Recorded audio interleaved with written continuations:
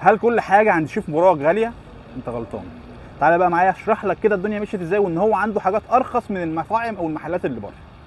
انا لما رحت قعدت طلبت الفاتوره قدامكم اهي، ازازه الميه اللي انا طلبتها ب 40 جنيه، ودي شكل ازازه الميه اللي نزلت لي، ازازه كده حاجه فاخر من الاخر.